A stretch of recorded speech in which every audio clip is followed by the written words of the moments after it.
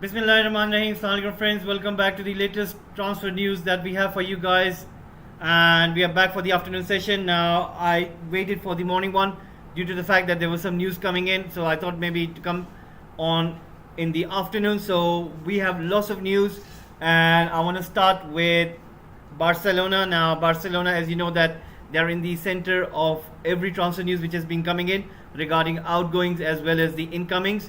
So let me start with Barcelona, and we're going to start straight away with Frenkie de Jong. Now, Frenkie de Jong has been reported that he'll be heading back to the club in terms of that pre-season training. He'll be reporting back, and he has to come back and discuss with Barcelona board regarding his future. Now, Barcelona, they owe him money, they owe him the wages which were supposed to be paid. It was some sort of an agreement of deferred payments. That means that Frenkie de Jong told to the club that they could hold the payment, they do not need to transfer, but they will owe him, maybe pay them later, and that's what was the agreement between the club and the player. Now the club are looking at the situation because they want to sell him, and they owe this much amount of money which they need to pay to the player. Now there are two things: that even if Frenkie de Jong doesn't want to come to Manchester United, or if the deal falls through, then what will Barcelona do? Because remember, they are in agreement with Leeds United regarding Raphinha. Raphinha will be getting his move to Barcelona, whereas Barcelona are also in talks with Lewandowski as well as Bayern Munich. Now, if they want those kind of deals, they need to sell a player such as Frenkie de Jong. But Frenkie de Jong says that he is owed money by Barcelona. He needs to get paid even if he wants to get a move. Now, if Barcelona talk to the player and they talk with his representatives saying that you need to reduce your wages and you need to come to sort of an agreement with the club, that same as Ousmane Dembele, but Frenkie de Jong doesn't want to do that. He doesn't want to let go of his wages. Now, what will happen? It will depend on what do the club think is the best solution to this, because the club want to make those additions. Remember that these additions are going to cost them lots of money, whereas in terms of if they are able to produce that amount of figure, if they're not able to produce that kind of revenue, then it's going to be a little bit harder for them. And I think this thing is going to prolong. It will depend on what do Manchester United do, or what do Chelsea do, because remember Chelsea were interested in him as well. So we will have to see, and let's see what happens. Now going further, we do know that even if United are able to offer the money which Barcelona want, which is around 56 million pounds plus some add-ons, Barcelona, they owe 17 million euros in wages, and if you deduce that to pounds, that comes around 12 million or 11 million pounds, and if you minus that from 56 million, that is about 40 something million. And will Barcelona accept 40 million pound? I think it depends on Barcelona. Maybe they'll ask for more money from Chelsea or Manchester United, but remember, Manchester United and Chelsea, they wouldn't want to pay more because of Barcelona's financial problems. It depends what happens now. Now, either player will have to let go of those wages, and if he doesn't want to lower his wage, then this thing is turning out to be really catastrophe for everyone who's involved in this deal, specifically starting from the player, then you can say the home club, the parent club, which is Barcelona, and then the clubs such as Manchester United as well as Chelsea, who are interested in the player. For some reason, it won't work and it won't happen, and this has turned out to be a nightmare situation for the player himself. So let's see what happens going into the future. Now, Barcelona are getting Raphinha. They have spoken to Leeds United. They've agreed. So Raphinha will be getting his move to Barcelona. Remember, Barcelona acquired Frenkie as well as Christensen from Chelsea. Barcelona are also in talks with Chelsea regarding Paqueta. They also want Alonso of Chelsea as well. They need other players, and so far they're working pretty hard to get those new additions. So let's see how Barcelona's transfer market progresses going into the future. Now we will be coming back to the point of, will Barcelona be able to pull these deals? I think by the likelihood of situation, I don't see that they can complete Jules Kounde. Jules Kounde is going to be a little bit harder because their upwards most priority is to get Lewandowski and Raphinha. So if they get those two players, I don't think so getting Jules Kounde is going to be easier. It's going to be very hard. and I think Chelsea, who are looking in for a defender, they will move in on him, and we might see Jules Kounde playing for Chelsea. Now, this is what the situation is with Barcelona. Now, moving on, we'll be discussing about Chelsea. Chelsea are closing in with Raheem Sterling. Any day now, anytime, it will be announced that Raheem Sterling is the new player of Chelsea. He'll be joining from Manchester City in a fee around 45 to 50 million pounds. He will be signing a 6-year contract, which is pretty good for Chelsea. Chelsea are also looking at Nathan Ake. Nathan Ake, who was their academy player, is looking forward to the move. He wants to come back and join his old club. The fee and the figure is reported in the volume of 35 to 40 million pounds. So let's see if that is completed. Then Chelsea are also speaking to Ligt. They want to get Ligt, but Ligt has made clear that he wants to move to Bayern Munich. So let's see what happens on that front. So far, it seems that Chelsea will definitely go for other defenders. Koulibaly has been given a valuation of 34 million pounds if Chelsea do want to move for him. We do know that Koulibaly is also getting an interest from Juventus. So there's going to be lots of transfers which are linked to each other. There's going to be a certain chain reaction. If one player goes, then there will be a domino effect where all the other moves will start happening and they will start taking place. So let's see what happens on that front. But it depends on who makes the first move. Like if Bayern Munich go for Ligt, if they're able to sell to Lewandowski, I think everything pins on Frenkie de Jong. Now, if we start with Frenkie de Jong, if he moves to Manchester United, if Manchester United pay the money to Barcelona, if they get Frenkie de Jong, Barcelona have the money, they go in and get Lewandowski. Now, Bayern Munich, with that money, what they can do is they can go and get Ligt from Juventus. And what Juventus can do is they can go and get Koulibaly with that money.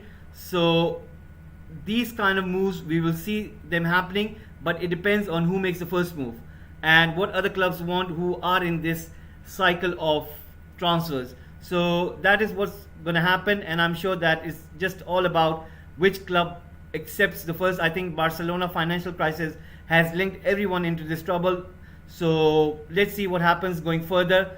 Will Barcelona be able to arrange some of the money and be able to tone down the situation with Frenkie de Jong, or will Frenkie de Jong accept and lower his wage demands? Because remember, there was this agreement that there is going to be certain slight salary increase going into the next season, and that was the agreement written in his contract. So let's see what do the player and the club decide. This coming week is going to be pretty important for that, in which those discussions will be taking place.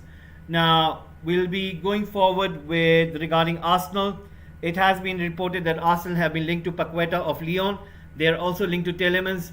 Let's see what Arsenal can do in this regard, because it seems that Arsenal are looking for a midfielder, and they really want a midfielder in sense that maybe Xhaka leaves, and they already have sold Guendouzi to Olympique Marseille. So for that reason, Arsenal are looking at the likes of Paqueta as well as Tielemans. So let's see which of these targets they will be able to get. As for Lisandro Martinez, the latest update is this, that Manchester United made a bid of 50 million euros. It hasn't been accepted. Apparently Ajax want more than that. Now they have increased the valuation towards 60 million euros. They think that they can recoup that amount of money from the club who are interested. So will Arsenal be able to pay that 60 million euros?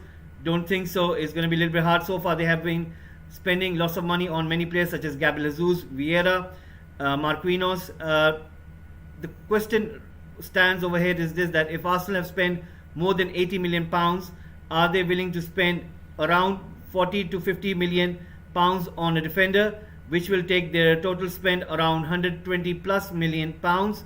Plus, if they go for a midfielder, it will take them up to 150, 160 million. They will have to sell some of the players to bring that net transfer spend down. So Arsenal are really working hard to get those players as well as selling. Now, one of the names that they are very, you could say they're looking at selling right now is Lucas Torreira, who had played in Fiorentina. He is being washed by Juventus. Allegri wants Lucas Torreira to be playing for Juventus. Now they have made their intent known to Arsenal. Let's see what is going to be the agreement. Is it going to be a loan move? Is it going to be a permanent move?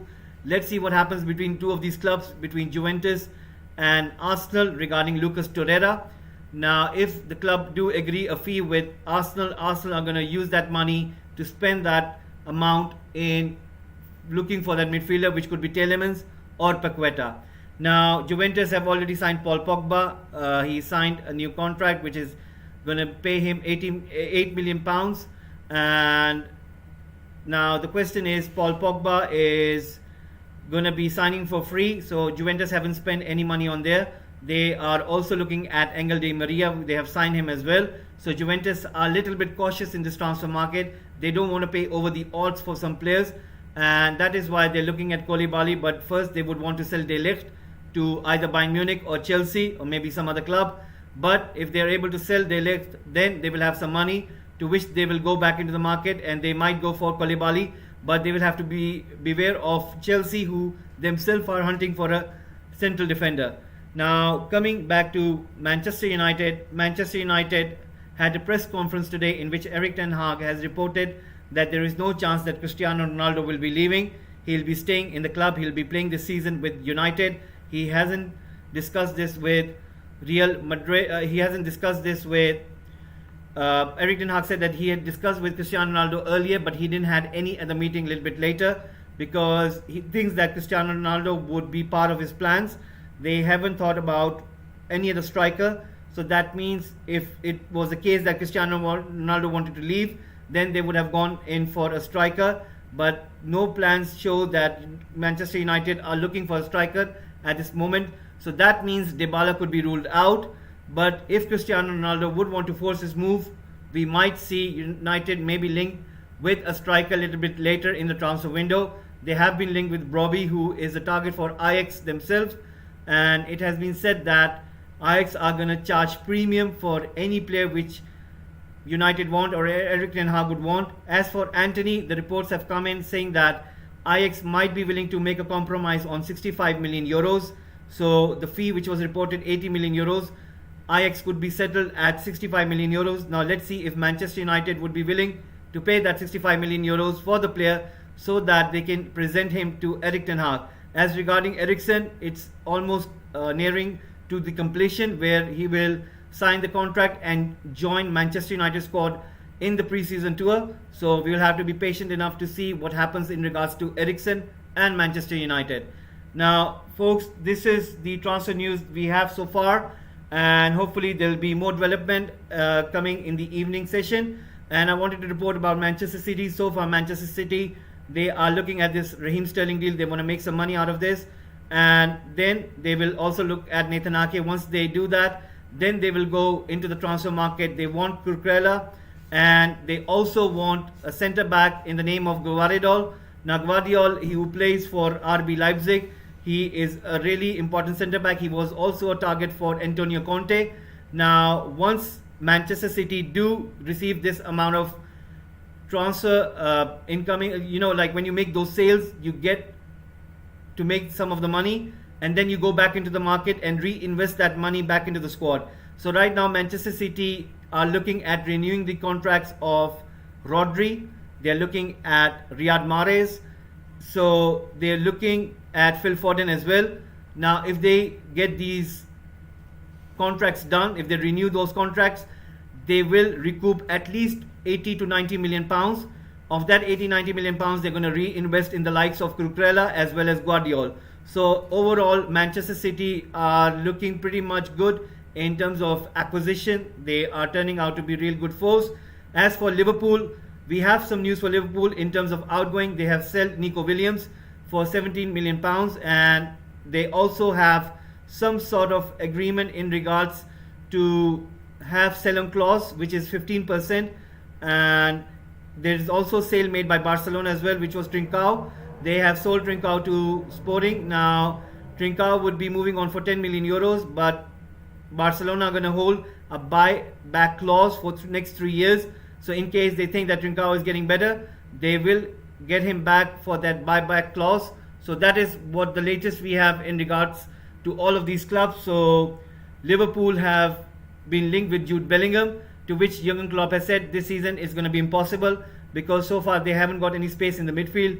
If anybody comes up and says to him that they don't want to play in Liverpool squad, such as any midfielder, then he might look into it, but he doesn't think that Dortmund will be selling Jude Bellingham after selling Erling Haaland to Manchester City. So he thinks that acquiring Jude Bellingham is going to be out of the question.